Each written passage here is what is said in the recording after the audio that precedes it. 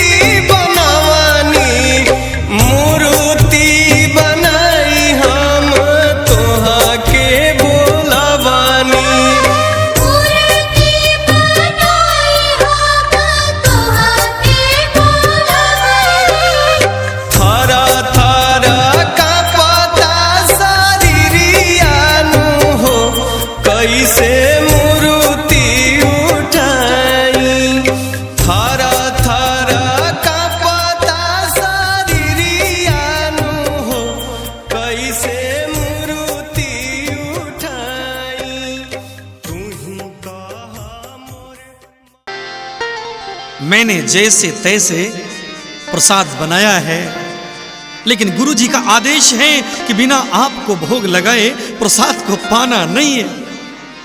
तो मेरे सरकार, अरे राजा राम आइए, प्रभु राम आइए, मेरे भोजन का भोग लगाइए। राजा राम आइए, मेरे राम आइए, प्रभु राम आइए, मेरे भोजन का भोग लगाइए। मेरे भोजन का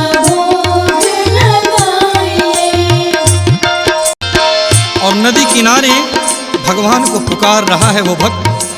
कहता है महाराज यहाँ ज्यादा स्वागत करने की व्यवस्था नहीं है, इसलिए ध्यान से आप भी सुन लीजिए अपने भक्त की आवाज।